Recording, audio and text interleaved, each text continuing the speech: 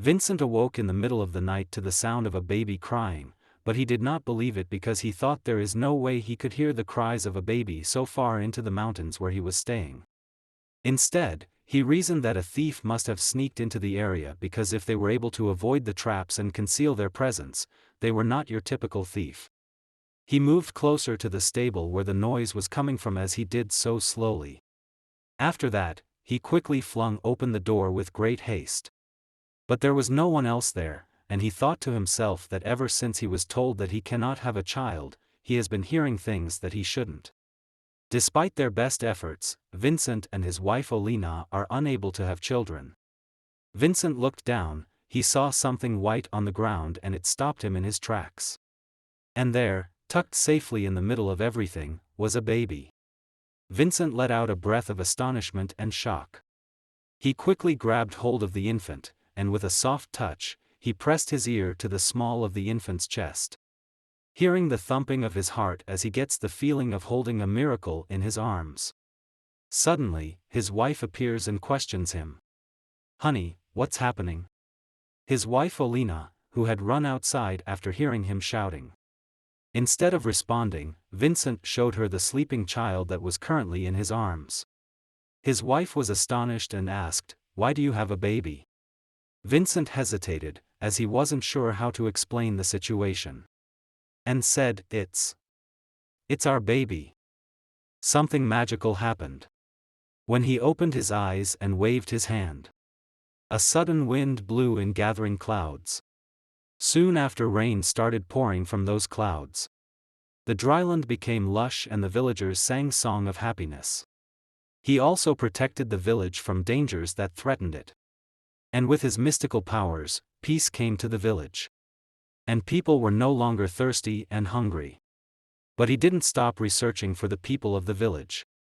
The people considered his abilities to be magical and so they called him Mage.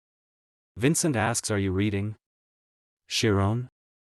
A 12-year-old Chiron greets his father with a big smile. Unlike Vincent, whose features were as unyielding as a boulder, the boy's face resembled the polished surface of a precious gem. His golden hair was silky smooth, and his bright blue eyes shone even from a distance. Vincent was unable to contain his joy whenever he caught a glimpse of his handsome son, who had the appearance of a doll. Chiron, on the other hand, questions his father about magic. His father simply laughed and remarked, "There's not much on magic, if you can slash the trees with one single swing, isn't it magic, ha ha ha." On the way home, a group of children ridiculed Chiron by saying that rather than playing with them, he merely wanted to read a book. They also chat about how Chiron does not resemble his father in any way.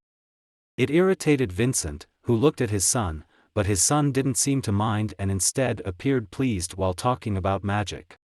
Vincent repays Chiron assistance with today's job by traveling to the city and buying him his favorite fruit the next day.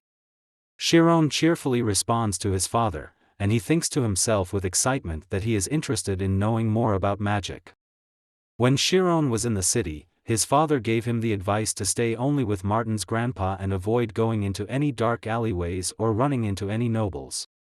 Chiron helps and inquires about magic on grandpa. The old guy directs him to the bookstore down the lane and instructs him to return after browsing. At the bookstore, Chiron scolded that he should not touch the book with his dirty hand, and he was informed that the book was pricey for a peasant such as himself to purchase. He's perplexed as to why his father purchased him such an expensive book. He sees a man holding a book and follows him, only to discover that the book has been thrown away. Chiron was devastated by the thought that his father get the book in the garbage just so he could have a book to read. Two girls that look nobles came out with a book in their arms, and Chiron hurriedly followed them and wondered what the difference was between them and him, as well as why it was okay for them but not for him. Then, he was stopped by the guard, assuming he was an orphan and an errand boy for robbers. Chiron started to feel uneasy and was invited along. Fortunately, he is quick to flee. Chiron stays hidden in the bushes as he waits for the guard to go. He noticed that his shoes had been left near the wall and went to retrieve them. Just then, an old man's voice was heard over the wall. "All right, let's discuss what is magic." When Chiron heard the word, he immediately turned his attention to the wall. Magic. That one word was the only word that Chiron could not perfectly understand. That was because, although that term was mentioned in numerous books, none could accurately describe the principles. Unless you were a mage, explaining the workings of magic was futile. Chiron listened intently to the dialogue that appeared to be teaching children. Perspicacity is the most vital talent for mastering magic, says the voice. This is more commonly referred to as insight. Insight is more precise than knowledge and more rapid than effort. Every human being is born with talent, and if that talent is honed, anyone can become a mage. The moment he heard that a lump formed in Chiron's throat, he felt overwhelmed. And excitedly ponder, become a mage? Will such an opportunity ever come my way? All of a sudden, the old man noticed him, and invited him to discuss with them and hear what he thought. Chiron jumped back in surprise and started panicking. He is reassured by the old man that there is no reason to be alarmed and that he simply wishes to see his face. Chiron, who continued to question himself, walked to the wall as if possessed. If he didn't cross that wall right then, he felt like he would never be able to cross it. As Chiron climbed the wall, he saw a white-haired, elderly man who seemed to be teaching under the shade and who would look quite common on the street. In truth, he is Mir Alpheus, the headmaster and a certified grade 4 mage, recognized by the kingdom. He was well known in other countries for his high virtue. Having gained confidence from his kindness, Chiron jumped over the wall and entered the academy. Under the shade of the tree, children around Chiron's age sat in a circle. One of the children frowned and stated that he is not a nobleman, but rather a commoner. They begin to force Chiron to leave, but Alpheus says, "It's all right, come this way." So, what aspect of this old man's statements caught your attention? Chiron asked to show magic because he only knew about it from books. The noble children mocked him and labeled him a liar since they didn't believe a commoner could read books. Chiron realized his situation, so he lowered his head and said anything is fine as long as it's magic. Then Alpheus waved his hand and smiled, saying he would demonstrate a wind-creating spell. In that instant, when Alpheus raised his hand, Chiron's eyes opened wide in shock. The weight of his body disappeared and flew up. The numerous buildings of the Magic Academy, as well as the mountain ranges beyond it, were visible at a glance. Screaming erupted naturally, but the other kids were having fun while cartwheeling over the skies. After a while, the children start to drop, one by one. The speed of the drop was so great that Chiron closed his eyes tightly at the sight of the fast-approaching ground. There was none of the impact Chiron was expecting. Feeling strange, Chiron opened his eyes slowly and saw that his body was floating a little above the ground. When the youngsters burst out laughing at the sight of Chiron, Alpheus joined in the fun, saying, "That's magic." Chiron, once he came to his senses, spoke. "What exactly is magic?" As Alpheus was about to respond, Chiron interrupted Alpheus by saying it didn't matter if he didn't understand and just tell him the truth. The children's expressions hardened. Even though they were young, they knew what position Alpheus had in the magical world. Therefore, even the children of the prominent noble families lay low and acted like obedient children in front of him. Alpheus also thought it was bold at first, but after a while, he changed his opinion and looked at Chiron with a different look from before. He was tense, as if his life depended on it. Magic is something that deviates from common sense. In other words, it's the mental process of exploring the truth of a phenomenon. If you don't understand, you can just say so, as Alpheus told Chiron. Chiron was engrossed in thought when he responded, so it's irrational reality, but maybe because of that it is actually closer to the truth? Chiron piqued the interest of Alpheus. Chiron and Alpheus traded a possible opinion about defining magic, leaving the other children in awe. Chiron makes sure not to waste the opportunity in front of him and asks Alpheus what he need to do to learn magic. Alpheus knows that Chiron was a brilliant child, but unfortunately he is merely a commoner. Alpheus asks one of the students to enter the spirit zone for Chiron to see. "Yes, headmaster," a girl with braids answered confidently.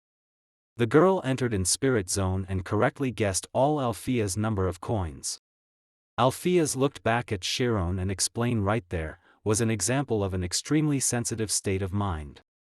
The moment they enter the spirit zone, a mage can perceive the outside world with extrasensory perception and is able to dominate reality in the end. Althea's asked Chiron to try the spirit zone. Chiron started concentrating and entered a new dimension of reality, and when he finishes he said he can hear all the sounds. Althea's wasn't expecting much. He congratulates Chiron and goes back with the other children thinking that he was talented, and if he was a noble, wouldn't he have achieved something similar to the children here if he was trained from an early age? When Althea's walked away with the children, Chiron jumped over the wall without delay. Chiron, who crossed the wall, sat on the floor and breathed heavily. His heart beat to the point that it started to hurt and said, "It really worked. It really did." He had heard a huge sound. Maybe it wasn't a sound, but Chiron couldn't think of any other way to express it. It felt like a mouth was attached to every object around the world and had conveyed something to Chiron. All the sounds came together and eventually became one. He felt connected to everything, as if he was the very essence of the world itself. It was then that a powerful truth descended upon him. He was infinite. He was immensely moved, closed his eyes and dashed off. He needed to run. Chiron, who wasn't paying attention to his surroundings, suddenly felt something impact his face. When he fell on his back, he looked around and saw a sickening scene in an alley. A group of thugs was staring at Chiron, eyeing him like how a predator would eye prey. The guy that was accidentally pushed grabbed him by the collar, asking Chiron if he was crazy and if he hit someone he should naturally pay compensation for it. While engrossed in their thoughts, a woman's voice was heard outside the alley. And said, "What are you guys doing? Did something fun happen?" The men all turned at the same time. "Miss Amy." Chiron looked at Amy as if he had met his savior.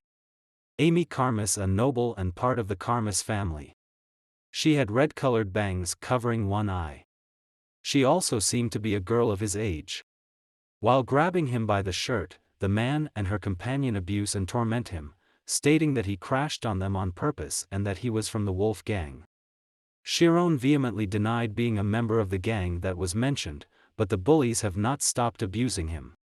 After throwing him to the ground, they resumed punching him since he did not respond to the cursing of his mother. The tramps who noticed the anger in Chiron rushed in and started beating him down and started considering selling Chiron as a slave. Amy stopped the bullies and, carefully examining Chiron's appearance, came up with a sadistic prank. Commented that a slave shouldn't have flaws and should they confirm it. The bullies liked the idea and laughed. Chiron was absent-minded. He couldn't believe this was happening to him. These so-called humans in front of him looked like demons in his eyes. At some point, Amy began to feel a little uneasy at the unresponsive sight of Chiron. However, Chiron didn't go mad. Rather, he was focused on the changes in his brain more than ever before. He entered the spirit zone again as his strained mentality became extremely sensitive to the violence he experienced for the first time. It was definitely different from the first time he experienced it. This second time he experienced it, he was level-headed enough to understand the information flooding his mind. He could almost hear eyes blinking. With the boundary between himself and the outside world torn down, Chiron sent his consciousness along the instinctive path. The place his consciousness ended up in was at the memory of Althea's teaching magic at the Magic Academy. His insight began to collect superficial information about Althea's emotions, senses, mind, actions, demeanor, and attitude. The information was combined in a limitless pattern that went on forever. And eventually, the essential information was brought into Chiron's consciousness. As the thug grabbed him by the collar and shook him, Amy shouted stop as she detected the change in Chiron's eyes. However, it was already too late. Chiron's strongly distorted nature. He performs the wind-creating spell that he saw done by Althea's. The ever-increasing strength of the winds caused all of the movable objects that were situated in the alley to be blown into the air. The wooden crates, the pebbles on the street, the thugs, and Amy, were no exception. The scream brought Chiron to his senses. As things started falling from the sky, he saw a deserted and empty alleyway appear in front of him. Chiron felt chills all over his body as he listened to the heavy sound that was drumming on the ground. The anguish of broken limbs was something that the thugs who had fallen on their limbs in the hope that they could utilize them to survive the fall, knew all too well. They had grotesquely bent their knees, and the bones of their forearms were protruding through the flesh of their arms. Chiron was taken aback. He didn't expect to produce such a disastrous result. Meanwhile, the only person who had their body intact and in good health was Amy. Nobles have their bodies honed from infancy, so it goes without saying that first-class nobles were the best skill-wise. Amy, who came down while holding her fluttering skirt, turned to Chiron with dumbfounded eyes. Question him, who in the world is he? Amy cannot believe that a commoner can use magic and is about to question Chiron when she abruptly stops. After hearing the screams in the alley, the guards rushed to the scene. Amy clicked her tongue because she knew her family. If she were to get caught, they wouldn't let this one go. She stepped on the building, leaping and zigzagging up the walls. Chiron, who had been staring blankly at those impressive, inhumane movements, quickly snapped back to reality. If the guards saw him here, they would interrogate him about what exactly had happened. Chiron realized on that day in the city that the world was cruel to the weak and no one will believe him. Chiron turned away and frantically ran towards the only person who he could trust, and that is his dad. Thank you for watching. Hope you like my video. Please hit that like button and subscribe. If you want part 2, please write to the comment section.